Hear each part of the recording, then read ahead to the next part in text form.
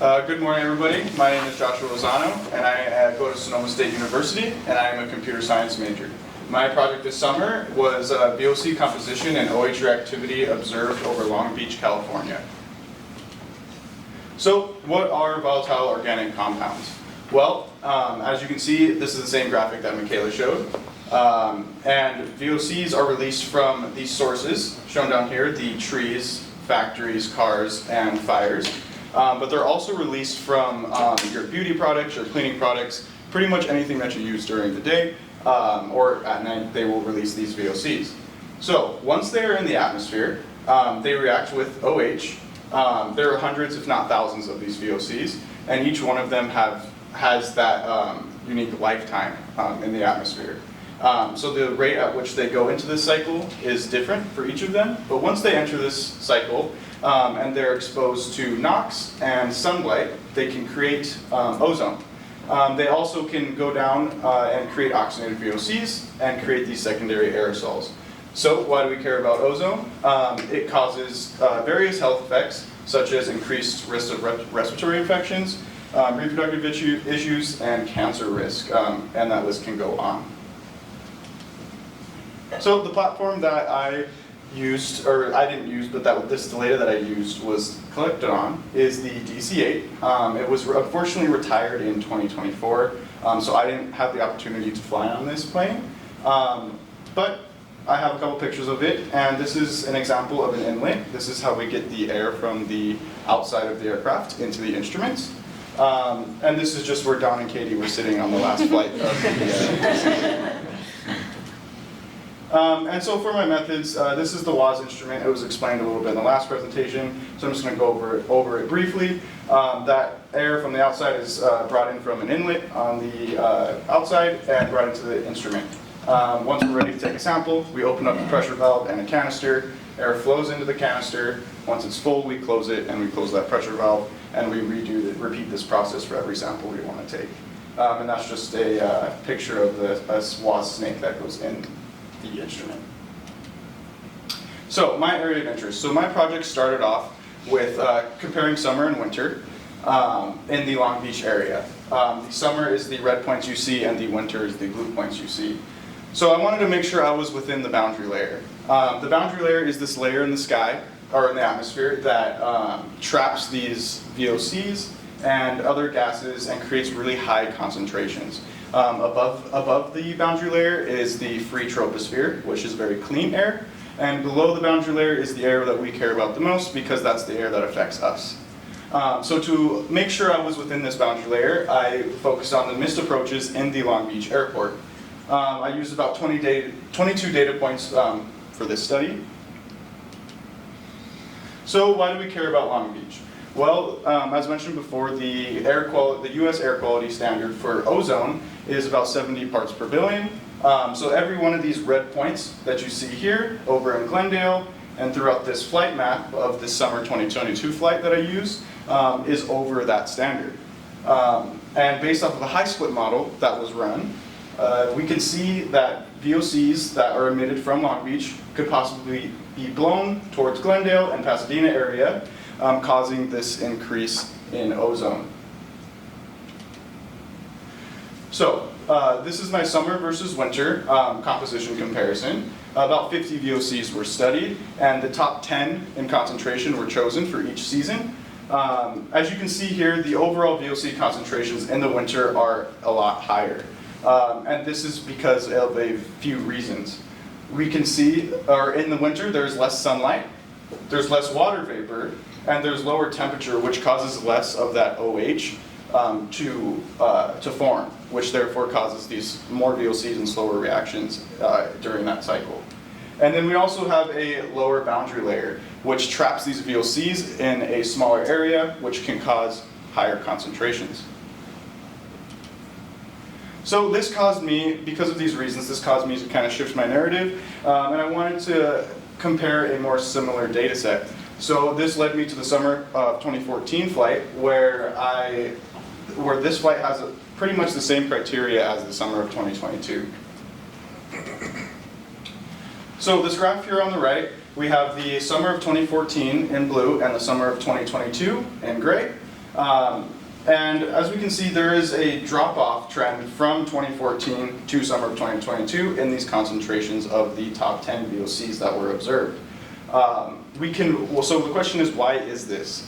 Well, we can pretty much rule out that it's dilution, because if it was dilution in the atmosphere, we would see a similar drop-off for all of these VOCs. So as we can see, propane dropped off a lot more than ethane did, and propene over there barely dropped off at all. So then that raises the question, what caused this decrease? Well, to answer that question, I have a few other questions that I had to answer to come up with. And the first one is, was there any larger data sets indicating these overall VOC emissions? Well, unfortunately, due to the time constraints of this project, I was not able to look at this, but this would be a great future study. The next question is the time of day. So were these two data sets flown at different times of day? Well, they were flown I was able to rule this out because they were flown at very similar times of the day. So this shouldn't have had much of an effect on these concentrations. The third question that I had to answer was the boundary layer height. So both these flights were flown in the summer, and as mentioned previously, at a similar time of day. So the boundary layer should have been around the same height, but there is a lot of factors that go into calculating the boundary layer. So I'm not able to say for certain if this was a contributor to the lower concentrations. The next one was COVID-19. So also with this one, I would need to investigate other data sets that I didn't have time for, but the 2022 was right after COVID and the pandemic, and there were lower emissions during the pandemic. So the question is, was this just too close to COVID? And my last question is the wind direction. So this is actually a possible contributor. I ran a high split model from both of these flights, or both of these days. And in 2014, we saw winds blowing into Long Beach from the northwest, and in 2022, we saw winds blowing into Long Beach from the southeast. So this could be blowing in different VOCs and different concentrations from these different areas. So where can we go from there?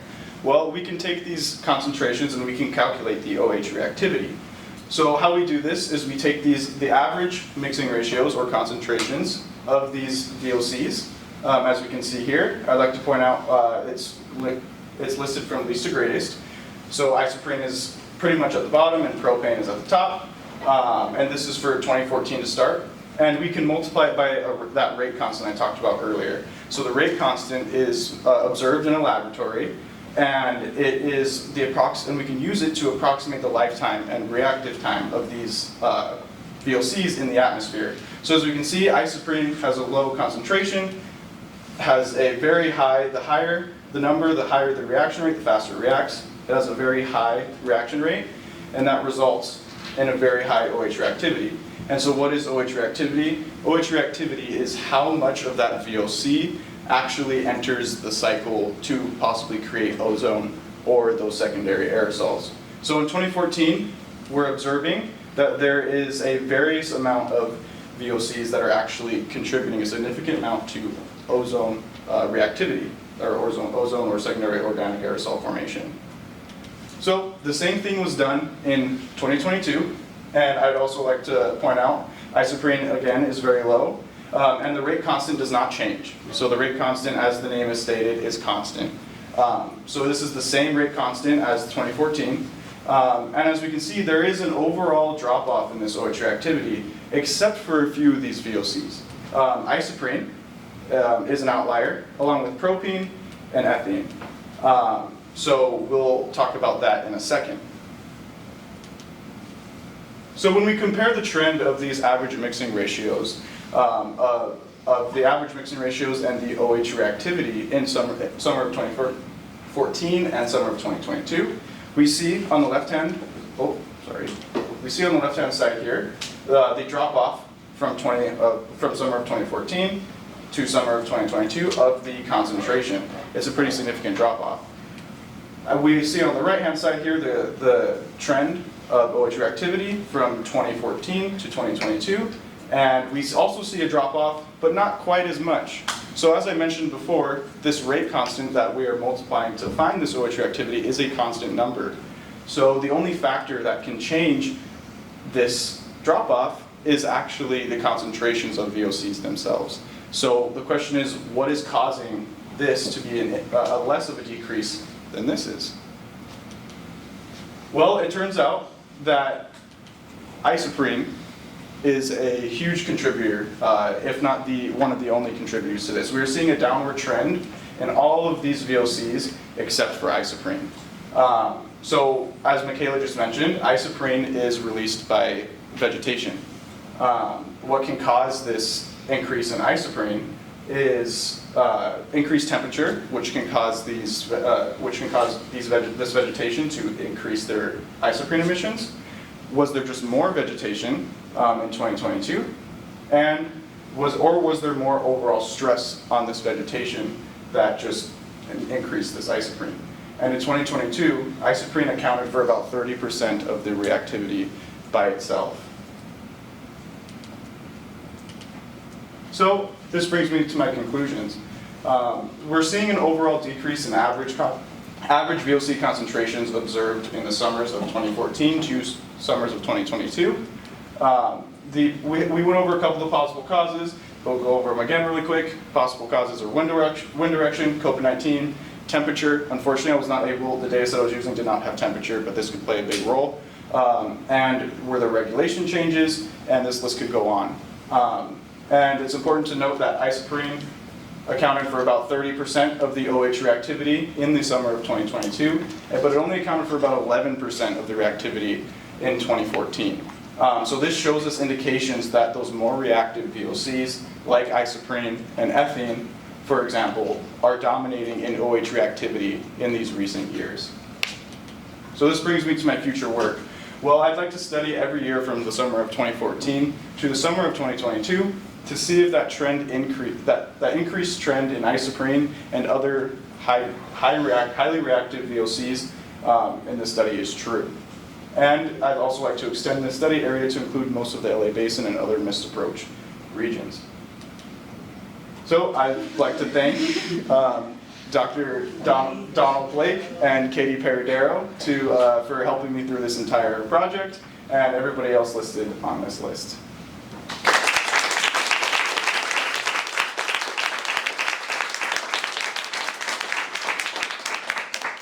Thank you. I can take any questions.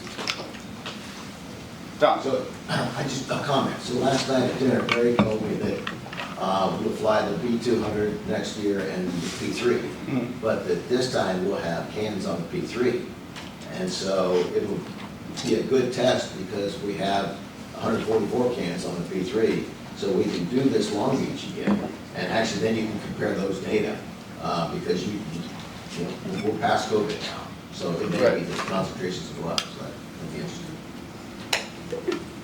Not questions.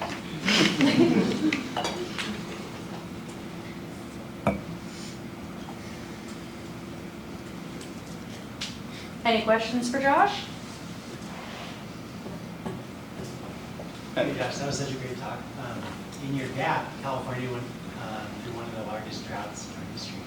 Yes. So how might that affect your analysis if you're able to extend that time series? I'm not exactly sure. I didn't really look into that too much. Yeah, I'd have to look into that further. But that's a great point. I didn't get a chance to look into that. Maybe that's because of the ice cream. Yeah, increased stress on the trees because of less water might cause those that increased isoprene emission, and therefore causing increased OH reactivity for it. Thanks, great job. Thank you. All right.